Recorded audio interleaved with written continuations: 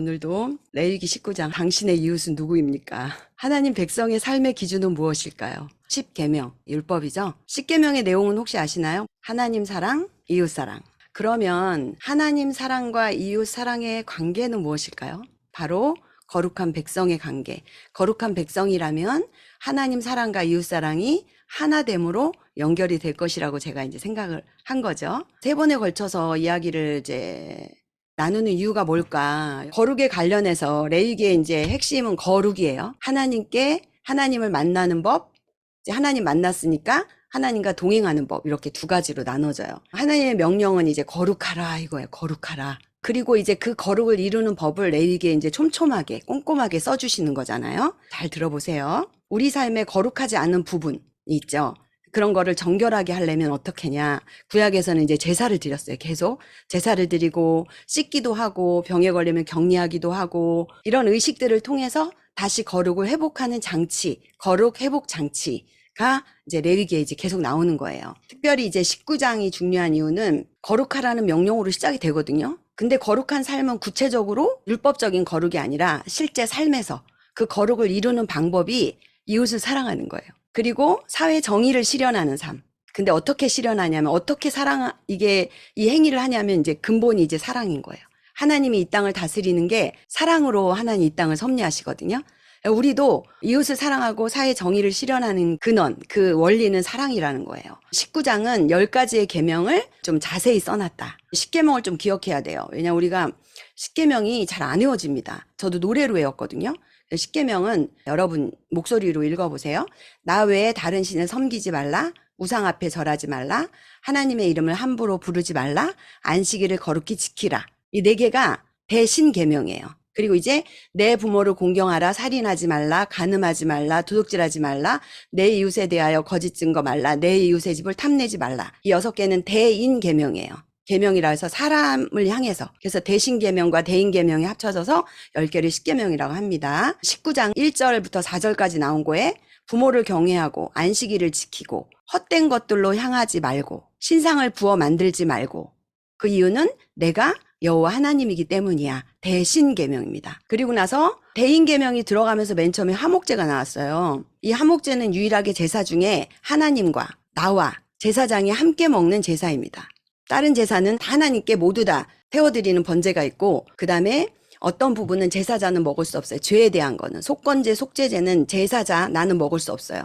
제사장만 드리고 하나님께 이제 기름 태워드리고 화목제만 고기를 가져다가 소 한 마리를 잡아서 다 같이 먹는 걸로 저희가 이제 제사, 오제사 할 때 들었습니다. 이것의 의미는 4절이나 할애를 했어요. 화목제. 이 얘기는 뭐냐면은 만약에 먹으면 하루에 다 나눠 먹어야 되는데 남겨놓거나 나를 위해서 공동체가 나눠 먹게 되어 있는 거를 나 혼자 먹으려고 남겨놓는 거죠. 이스라엘 그때에도 이거 냉장고 없어도요 남기는 방법이 있어요. 말려가지고 또는 훈제해가지고 이렇게 남겨놓으면 오래 먹을 수 있어요. 왜냐면 이때는요 고기가 귀하기 때문에 충분히 그 소 한 마리를 잡아서 다 남을 위해서 잔치를 하는 게 쉬울까요? 욕심이 생기지 않을까요? 두고 먹고 싶은? 제가 책을 하나 읽었는데 거기에 나오는 예화에 나오는 인물이 이거를 남겨놨는데 죽었어요. 시름시름 앓다가 전쟁에서 무사히 돌아와서 감사해서 하나님께 이 감사제를 드렸는데 나눠 먹지 않고 일부를 남겨놨다가 그 전장에서 맞은 칼자국이 덧나기 시작하면서 이 사람이 이제 죽게 됩니다. 그래서 레위기 법대로 이 사람을 이제 살펴보고 결국은 어떻게 되냐면 죽었는데 조상들의 묘실, 조상의 무덤에 안 묻어요. 왜냐하면 법을 어겼기 때문에 조상의 무덤에 묻히지 못하는 그런 결과. 이걸 이제 성경은 제명한다. 그 다음에 끊어진다. 이렇게 씁니다. 공동체에서 끊어진다. 그래서 이 화목제는 굉장히 중요한데 공동체의 일치와 화합을 위한 그 내용을 이렇게 4절에 자세히 써놨습니다. 이게 화목제 제사할 때 나오는데 여기에 더 자세히 써놨어요. 그리고 9절부터는 폐합법 60분의 1을 남기게 돼 있더라고요. 다시 보니까 내 밭에 60분의 1을 가장자리를 남기게 되어 있어요. 거류민과 고아와 과부를 위해서 법이에요. 그리고 이 열매도 다 따면 안 돼요. 열매도 다 훑어가지고 갖고 오면 안 되고 남겨놔야 됩니다. 이스라엘은 물이 귀하기 때문에 열매 맺는 과실로 물 대신 생명수. 그래서 굉장히 중요해요. 무화과 열매, 그 다음에 이제 올리브 열매에는 이 과실은 이들에게는 정말 생명과 마땅한 그런 굉장히 귀한 것들입니다. 그래서 이런 것들이 꼭 밭의 주인만 차지하면 안 되고 반드시 나누어야 되는. 그리고 나서 11절부터 10계명에 5계명 붙어 있는 부모를 공경하라, 간음하지 말라, 살인하지 말라, 도둑질하지 말라의 부분이 이렇게 자세히 나와 있어요. 여러분 만약에 10계명만 딱 있고 이렇게 세세히 나와 있는 주석처럼 나와 있는 이런 게 없으면은 사실 어떤 행동 지침이 없는 거예요. 뭘 해야 도둑질하지 않는 거지? 뭘 해야 간음하지 않는 거지? 뭘 해야 내 이웃에 대해서 거짓 증거하지 않는 거지? 그거에 대한 세세한 내용이 19장에 나와 있는 거예요. 19장을 좀 읽어보시면 좋겠더라고요. 서로 속이지 말라, 거짓말하지 말라, 거짓 맹세하지 말라, 하나님 이름을 욕되게 하는 거다. 그러면서 결국 대인 계명, 사람에 대해서 계명을 자세히 설명해 주면서 항상 끝은 뭐로 맺어요? 대인 계명으로 맺습니다. 대신 계명으로 맺습니다. 끝나는 거는. 그러니까 너네들 이렇게 하지 말아야 되는데 그 이유는 대신 계명. 하나님의 이름을 망령되게 일컬으면 안 되니까. 하나님이 주인이시니까. 그것으로 마감이 돼 있기 때문에 뗄래야 뗄 수 없는, 아까 하나님 사랑과 이웃 사랑의 초점 뭐냐? 이게 거룩한 백성이라면 이게 당연히 돼야 되는 거예요. 당연히. 저절로, 오토매틱으로. 그래서 그 말씀이 이제 지난주에 여기까지 한 거예요. 18절까지. 오늘은 이제 19절부터 할 건데 19절 읽어보겠습니다. 너희는 내가 이르는 규례를 잘 지켜라. 종류가 다른 가축을 서로 교미시켜서는 안 된다. 같은 밭에 다른 종류의 씨를 함께 뿌리지 말아라. 서로 다른 재료로 짠 천으로 지은 옷을 입지 말아라. 한 남자가 여종과 잠자리를 함께 했는데 그 여종이 다른 남자에게 시집가기로 되어 있지만 아직 몸값이 치러지지 못한 상태여서 그 여종이 아직 자유의 신분이 아닌 경우 잠자리를 가진 남녀는 둘 다 벌을 받아야 한다. 하지만 여종이 아직 자유인이 아니기 때문에 사형을 당하지는 않는다. 그 남자가 자신의 잘못을 보상하려면 회막 입구로 순양을 가지고 가서 주께 속건 제물로 바쳐야 한다. 제사장은 그 남자의 죄 사함을 위해 그 순양을 주께 속건 제물로 바쳐야 한다. 제사장이 이렇게 의식을 치르면 그 남자의 죄는 용서받는다. 너희는 내가 너희에게 주기로 약속한 땅으로 들어가서 온갖 과일 나무를 심으면 처음 3년 동안은 부정한 것으로 여겨 그 열매를 따먹지 말아라. 또 4년째에 열린 과일은 모두 거룩한 것이기 때문에 주께 감사 제물로 바쳐야 한다. 그리고 5년째가 되면 비로소 거두어들인 과일을 너희가 먹을 수 있다. 이렇게 해야만 너희가 거두는 수확이 날로 늘어나게 될 것이다. 나는 너희의 주 하나님이다. 너희는 어떤 것이든 피채로 먹지 말아라. 또 점을 치거나 복술 행위를 해서는 안 된다. 머리 양옆을 치켜 깎지 말고 턱수염 끝을 날카롭게 자르지도 말아라. 죽은 사람을 애도한다고 몸에 상처를 내서는 안 된다. 또 몸에 문신을 새겨도 안 된다. 나는 주다. 너희 딸을 창녀로 팔아 넘기지 말아라. 이런 음란한 풍속이 온 땅에 퍼져나가면 너희가 사는 땅이 온통 사악함으로 물들게 될 것이다. 너희는 내가 지키라고 일러준 안식일을 지키고 나에게 예배하는 성소를 존중하라. 나는 주다. 무당이나 박수나 점쟁이를 찾아다니지 말아라. 그들이 너희를 더럽히기 때문이다. 나는 너희의 주 하나님이다. 머리가 허옇게 센 노인 앞에서는 자리에서 일어나야 한다. 너희는 나이든 어른들을 공경하고 너희 하나님을 경외하라. 나는 주다. 너희는 너희 땅에 몸 붙여 사는 나그네를 억압하거나 학대하지 말아라. 이방인 나그네를 너희 본토 사람처럼 대우해 주어라. 너희도 이집트 땅에 살 때 저들처럼 나그네 신세였으니 그들을 너희 자신처럼 사랑해 주어라. 나는 너희의 주 하나님이다. 너희는 재판을 할 때 공정하게 하여라. 물건의 크기나 양을 잴 때도 정직하게 하여라. 바른 저울과 추를 사용하고 바른 에바와 흰을 사용하여라. 나는 너희를 이집트 땅에서 데리고 나온 너희의 주 하나님이다. 너희는 내가 세운 법도와 규례를 잘 지키고 거기에 따라 살아라. 나는 주다. 지금 여기에 나와 있는 내용이요. 10계명의 대인계명의 내용을 세부적으로 해놓은 거예요. 정직하게 살라는 거예요. 남의 등을 쳐먹지 말라는 거예요. 남을 힘들게 하고 해롭게 하고 노인을 공경하지 않으므로 그에게 모욕을 주지 말라는 거예요. 그래서 이 세 번째 부분은 규례에 대한 부분인데 윤리를 교훈해요. 우리가 그리스도인이지만 이 땅에서도 윤리가 있고 우리가 주 안에서 하나님이 우리에게 명령하신 말씀들이 있습니다. 지금은 이제 은혜의 시대고 신약의 시대이고 우리가 굳이 이 십계명에 저촉되어 살지 않아도 됩니다. 그러나 우리 안에는 어떤 법이 있어요? 마음의 법이 있습니다. 예수 그리스도의 사랑이 내 안에 들어오므로 그 사랑이 흘러가는 그런 법이 있어요.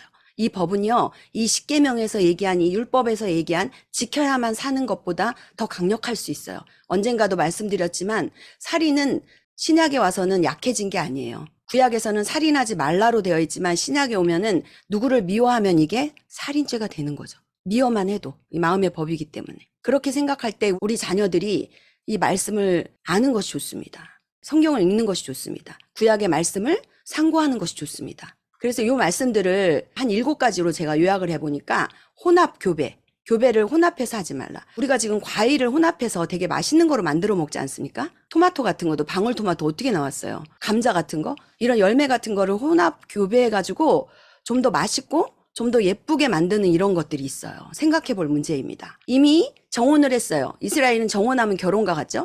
정혼한 여종과 동침을 한 거예요. 그건 어떻게 해야 되나? 그리고 새로 심은 과목은 아까 이게 과실주, 과실나무는 몇 년에 먹어야 되나? 세상에. 5년째 먹어야 됩니다. 이방 풍습을 금지해요. 피채 먹지 말고 머리를 둥글게 깎지 말고 브렛나루 여기에다가 뭐 새기지 말고 몸에다 문신 같은 거 하지 말고 그다음에 이스라엘 딸들을 창녀로 주지 말고 이방 신전에 창녀가 되게 하지 말고 이런 게 했다는 거예요. 어떻게 그럴 수가? 이러지 우리가. 이런 걸 했다는 거예요. 노인을 공경하고 노인을 공경하는 게 하나님을 경외하는 거래요. 거류민을 사랑하고 왜냐하면 너희도 거류민이었기 때문에. 여러 번 나오죠. 너희도 너희를 애굽에서 인도한 나 하나님이다. 그리고 공정한 거래를 해라. 지금은 불의가 판을 치고 있습니다. 정직하지 않은 세상에서 우리 친구들에게 십자가의 사랑, 왜 공의가 무엇인지 공동체에서 알려줘야 될 것 같아요. 백성들은 여호와의 거룩을 훼손하는 일을 삼가야 합니다. 우리도 마찬가지예요. 거룩하다는 거는 정결하다는 거야. 깨끗하다는 거죠. 그래서 가축을 비롯해서 농사 지을 때도 두 종류를 섞으면 안 돼요. 혼합을. 그 다음에 옷도 이렇게 혼합으로 짜면 안 돼요. 피를 먹거나 피는 생명이기 때문에 점술, 술법, 그 다음에 사술, 요술을 행하는 신접한 자와 박수를 믿고 따르면 안 되죠. 당연히. 머리를 둥글게 깎고 그러니까 이 하나님이 창조하신 내 몸에 손을 대는 거야. 지금은 통하지 않죠. 지금은 대고 또 대고 끝없이 되는 게 성형하는 게 요새. 그러니까 이게 얼마나 우리 친구들이 말씀을 알면 이게 근거가 있는 말씀이었잖아. 근거가 있는 말씀입니다. 죽은 자를 위해 하나님의 창조물인 자기의 몸에 문신을 하거나 하면 안 된다는 거예요. 이것은 각각 하나님의 창조 세계에 관해서 그리고 이웃에 관해서 그리고 하나님을 향하여 구별되어야 함을 계속 말해주고 있어요. 딸에게 매춘행위 시키는 게 이때 음란한 사회적 관행이었습니다. 어떤 뭐가 있었을 거예요. 보상이 있었을 거예요. 그래서 하지 말라는 금지 명령이에요. 다른 가나안으로 이스라엘 백성이 들어왔어요. 이방의 땅으로 들어왔어요. 우리가 이 세상 정신에 들어온 걸 말해요. 이생의 자랑, 안목의 정욕, 육신의 자랑 이런 것들 속에 우리가 들어가 있어요. 그런 종교적 관행의 금지와 묶여 있었습니다. 이것들은 하나님의 창조의 질서를 엉망으로 만들어요. 그래서 동성애, 수간 15장에서 했죠. 금지하는 법들처럼 본질상 이방과의 구별을 위해서 윤리적으로 하지 말아라 하는 행동 지침이었어요. 이방의 장례, 이방에서는 사람이 죽을 때 여러 가지 것들을 행합니다. 피를 나누어서 먹는데요. 피를 나누어서 마시고 몸에다 문신을 새기고 이제 슬픔을 애도하는 표현을 이렇게 했다는 거죠. 근데 이런 게 다 굉장히 음란하고 지저분한 것이에요. 이방 신들을 섬기기 위해서 했던 이 행동들이. 그래서 하나님이 주신 몸을 학대하는 행위. 그게 바로 하나님의 윤리 규범을 어긴 행위다. 그래서 백성들은 이방의 종교와 관행들을 거부하고 이런 게 필요하죠. 우리도 다음 세대들이 아닌 것을 아니라고 거부하고 여호와의 예배를 위해서 지정한 때가 있습니다. 안식일, 장소가 있습니다. 성소, 그것을 지켜서 이때는 예배하는 것이 아주 중요했습니다. 정혼한 여종과 동침했는데 왜 속건제를 드리냐? 뭔지 아세요? 하나님 앞에 맹세한 결혼 세약을 침해했기 때문에. 그래서 이 손해배상, 속건제는 손해배상을 치르는 거예요. 그러나 아직 이 여자가 노예에서 속함을 받지 않았기 때문에 죽이진 않습니다. 죽이진 않고 배상을 해서 하나님께 제사를 드리고 여기는 나오지 않았는데 여자는 매를 맞았다고 합니다. 윤리법입니다. 여자는 몇 대를 매를 맞았다고 해요. 자연으로 이제 확대가 돼요. 이웃을 향한 이 공동체의 배려가 자연으로 확대되면서 어린 나무의 열매를 따지 말아라. 그러니까 3년 전에는 나무가 어린 거예요. 여러분 과일 나무가 한번 열매를 맺으려면 1년에 안 됩니다. 1년에 맺으면 떫어요. 무화과 나무 같은 것도 열매가 빠개라고 해서 처음에 열리고 나서 5번 열리거든요. 그래서 처음에 한 건 따먹지 않아요. 그리고 먼저 열린 거는 거류민들이 먹도록 주인이 따지 않습니다. 이런 법칙들이 있어요. 그게 이제 자연까지 하나님 사랑의 원리가 자연까지 이제 흘러가는 거예요. 그래서 5년째, 이 3년이라는 기간은요, 정결하게 되는 기간이래요. 법에 나와 있는 정결하게 되는 기간 동안 이제 나무도 존중해 주는 거죠. 열매를 건강하게 맺을 때까지. 그래야 나중에 많은 사람이 먹을 수 있어요. 일찍 따버리면 나중에 이 열매가 부실해져가지고 나중에 정말 100명의 공동체를 먹일 수 있는 게 어릴 때 따버리면 이렇게 되는 거예요. 우리 다음 세대를 잘 길러야 되겠더라고요. 그래서 성숙하게 4년째는 하나님께 드리고 5년째 돼서 사람들이 먹었다고 합니다. 자연에 대한 배려이죠. 우리는 좀 못 기다려요. 그죠? 뭐가 열리면 먼저 따야 되고 이렇게 해야 되는데 이게 공동체 이익과 관련이 있다. 그래서 이제 뒷부분은 질서와 정의를 실현하는데 요인을 공경해야 돼요. 그리고 나그네를 학대하면 안 돼요. 차별하지 않고 그다음에 저울을 속이지 않고 조작된 돛박 알아요? 이렇게 예전에 이렇게 이렇게 나무로 네모나게 돼서 쌀을 이렇게 풀 때 거기 돼 가지고 한 대, 두 대 했던 거 있어요. 그런 상거래에 정직해라. 이게 정직이고 공의예요. 그러니까 하나님을 믿는 사람들은 이런 게 우리에게 요구돼요. 우리도 모르는 사이에 세상 사람들이 우리에게 이런 걸 요구한다니까요.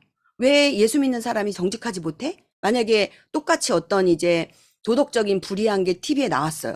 근데 그리스도인이 발각이 되면요. 더 난리가 납니다. 이 사람들이 하나님 사랑을 모르거든요.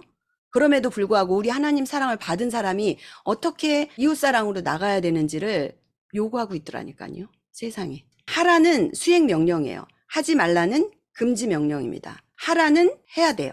근데 하지 말라는 금지, 하지 마. 여기에 이제 제가 쭉 읽은 레위기 19장이 율법은 하라와 하지 말라로 돼 있어요. 그러면 하지 말라는 안 하면 되겠죠. 하라는요. 얼마큼 해야 될까요? 내 부모를 공경하라 했어요. 얼마큼 공경해야 될까요? 좀 어렵죠. 하라가 어렵더라고요. 어디까지 해야 되지? 수행 명령은 하라. 이게 수행 명령이에요. 부모를 경외하라. 실천 여부가 모호할 수 있습니다. 추수법도 수행 명령에 속해요. 남겨둬라. 얼마만큼 나누는 것이 계명을 실천한 것일까요? 수행 명령의 경우 개인이 율법을 지키지 않거나 교묘히 악용해도 법적 수단이 없는 거예요. 마땅치 않은 거예요. 그래서 이처럼 율법도 기본적으로 자발성을 가지고 있어야 한다는 것이다. 제가 이거를 오늘 발견했는데 율법도 자발성이 있다고? 이 부분을 한참 제가 생각을 했어요. 이 하라에 있어서 어디까지 기준이 없을 때 어디까지 해야 되는지. 우리는 하나님을 사랑한다고 말합니다. 저도 그렇게 고백합니다. 하나님 사랑합니다. 때로는 이제 이 하나님을 향한 사랑이 이렇게 막 밑에서부터 막 올라와서 펑펑 울기도 하고 그 하나님의 은혜와 사랑이 너무 감사해서 예수 그리스도의 그 완전한 화목제물 대심으로 하나님과 나를 이렇게 친밀하게 해주시고 내가 감히 하나님 앞에 이렇게 나아갈 수 있게 하신 그 은혜가 너무 감사하거든요. 이것이 값없이 내가 받은 은혜인데 레위기를 묵상하면 할수록 내가 그냥 이렇게 하나님 사랑을 이렇게 받고 너무 감사한데 그럼에도 불구하고 내가 하나님을 이렇게 만날 수 있는 이 자격은 쉽게 되어지는 게 아니잖아. 이거를 점점 더 알아가는 것 같아요. 레위기 19장은요. 우리가 거룩하지 않은 행위를 한 것은 이방인들을 따라한 거예요.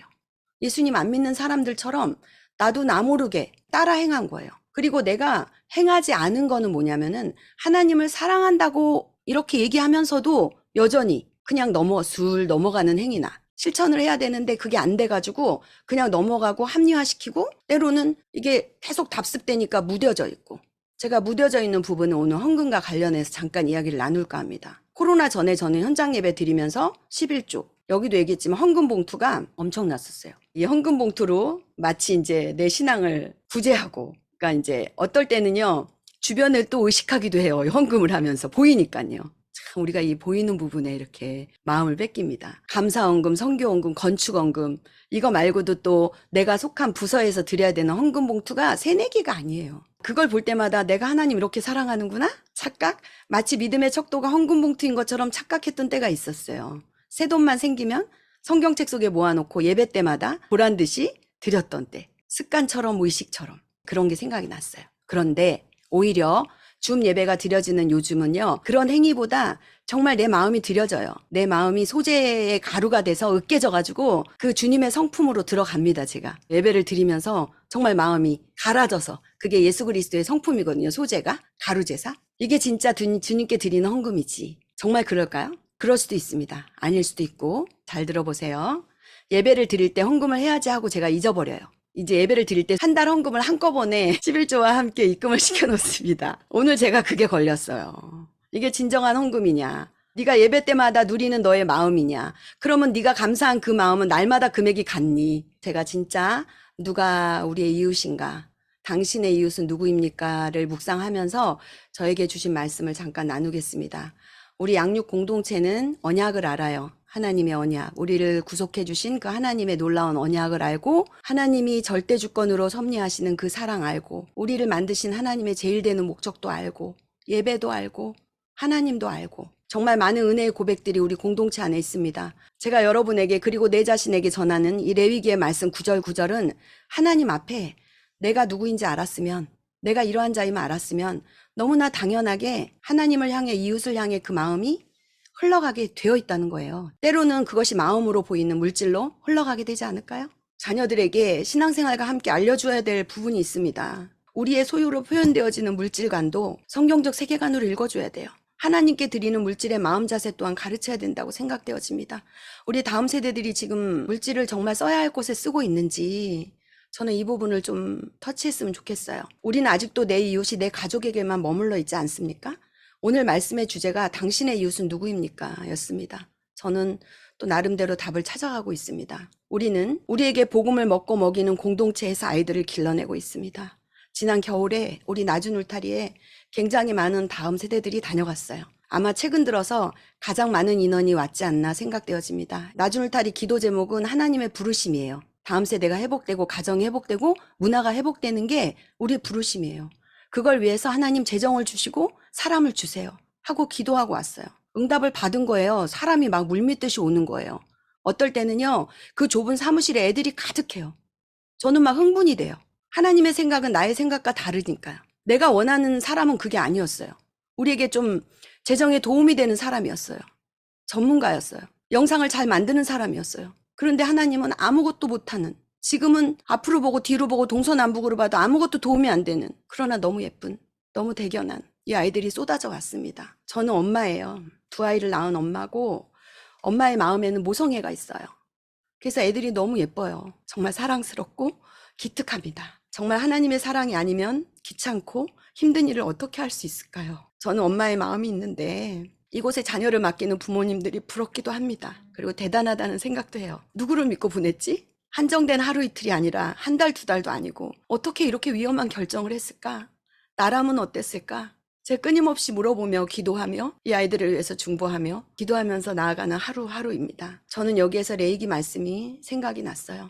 정말 이 말씀을 믿는다면 우리 공동체가 가능하겠구나. 그런 말씀으로 위탁받은 자녀를 양육하고 싶어졌습니다. 그냥 맡겨진 일이어서 해야만 되고 의도하지 않았지만 되어지는 일들이에요. 그래서 나에게까지 온 이 일들을 그냥 뭐 시키니까 해야지. 이게 수동적인 태도죠. 그게 아닌, 오늘도 말씀은 나를 그렇게 그쪽으로 끌고 갑니다. 이웃을 주신 하나님의 마음. 만약에 내가 도와야 될 이웃이 없고 나 혼자 잘 먹고 잘 사는 일이라면 그 또한 하나님의 사랑을 경험할 수 없을 거라고 생각이 되어져요. 소명을 내가 다시 깨닫습니다. 바로 레위기 19장이 현실이 되는, 내가 주니라, 하나님이 주이신 것을 여기에 아이를 맡겨주신 부모님이 알고, 그 다음에 훈련받는 우리 자녀가 알고 그 삶을 살기를 진정 바란다면 우리도 할 수 있고 맡겨준 부모들도 할 수 있겠구나. 내 자녀가 부족한 걸 아는데 이렇게 천둥벌거숭이 같은 아이를 보내고 편안할 수 있을까? 편안할 수 있습니다. 하지만 저도 가끔은 힘들고 때로는 불평이 올라오기도 합니다. 아이들의 모든 일정을 깨고 있어야 하고 일일이 그들의 시간을 공유하고 있어야 합니다. 순간순간 변하는 감정의 기복을 읽어내야 하고 상한 마음을 읽어주고 다독여줘야 합니다. 자기는 자녀를 낳아보지도 길러보지도 않았지만 주님의 부르심에 순종해서 그 수고를 마다하지 않고 감당하는 사람이 있습니다. 하나님이 보내주신 자녀를 입양하고 길러가는 그 가정이 진정한 이웃사랑이라고 저는 생각합니다. 우리 공동체가 함께 같이 가주시면 좋겠습니다. 하나님의 사랑을 지성소에서 깊이 경험한 저와 여러분이지 않습니까? 어떤 한 가정의 자녀가 아니라 우리 모두가 입양한 자녀처럼 함께 기도하고 이 땅에서 구별된 자녀로 양육해서 바울이 디모데에게 이야기한 것처럼 디모데후서 말씀은 또 내가 많은 증인들 앞에 나에게 들은 것을 충성된 사람들에게 부탁하라. 그들이 또 다른 사람을 가르칠 수 있으리라. 이 다음 세대가 그 다음 세대를 양육할 수 있도록 우리가 먹은 복음이 그저 책 속에 가두어진 말씀이 아니라 살아서 운동력 있고 좌우의 날성 검처럼 5 지저스 파워로 충만한 다음 세대들이 이 울타리를 통해서 길러지기를 소망합니다. 하나님의 마음을 시원하게 해드리는 양육 공동체가 되기를 소망합니다. 되게 되어 있지 않습니까? 우리가 날마다 먹는 복음이 그것을 확언해주고 있어요. 하나님의 뜻은 우리가 이방 민족과 구별되는 거예요. 다른 사람들처럼 안 하는 거예요. 하나님의 거룩한 백성으로 양육되는 거예요. 세상의 법칙으로 더하기 빼기 해서 계산해서 손해가 되면 안 하고 이익이 되면 하는 그런 사역이 아니에요. 날마다 지성소에서 그 능력을 체험받는 저와 여러분이 되기를 간절히 소망합니다. 하나님이 주신 양육자라는 사명을 감당함에 게으르지 말고 깨어 있어야 되는데 통찰력과 분별력을 가지고 아이들의 훈련 과정을 지켜주고 함께 해야 되지 않을까 생각합니다. 이웃사랑의 마침은 공동체이고 말씀이 삶으로 내려온다면 우리는 다음 세대를 하나님의 거룩한 백성으로 세우는 일을 하게 됩니다. 이스라엘도 우리도 세속화된 세상에서 이방신을 섬기는 자들과 함께 뒤섞여서 살고 있습니다. 하나님이 절대로 이방인들처럼 행하는 것을 용납하지 않으신다는 것입니다. 우리 몸이 거룩한 성전인 것을 기억하고 하나님의 정의를 실천했으면 좋겠습니다. 정의가 헷갈리는 세상에서 우리가 다음 세대를 올바른 길로 인도하려면 올바른 정의를 알려주어야 합니다. 그리스도인은 공동체의 정의를 위해서 불의에 저항할 수 있어야 합니다. 그리스도인은 가난한 자와 장애인, 사회적 약자와 소외된 사람을 돕고 그들과 더불어 사는 길을 찾아야 합니다. 이것이 우리의 탐욕과 이기심을 극복하는 삶입니다. 예수님은 원수를 갚아선 안 된다고 합니다. 너희 원수를 사랑하고 너희를 박해하는 자를 위해 기도하라고 가르쳤습니다. 또한 율법의 전체가 주 너희 하나님을 사랑하고 내 이웃을 내 몸과 같이 사랑하라는 두 계명으로 요약된다라고 하셨는데 분명히 이것은 레위기 19장을 가지고 오신 말씀입니다. 원수를 갚지 말고 동포를 원망하지 말며 내 이웃 사랑하기를 내 자신과 같이 사랑하라. 나는 여호와니라. 하나님을 사랑하고 이웃을 사랑하는 것, 이것이 바로 레위기 19장이 말하는 거룩한 삶입니다. 거룩은 단지 내적인 거룩이 아닌 그의 삶에서 구별된 삶의 열매로 나타나는 실천적인 거룩이 되어야 하기 때문에 오늘 저희 낮은 울타리 공동체의 삶을 공유한 것입니다.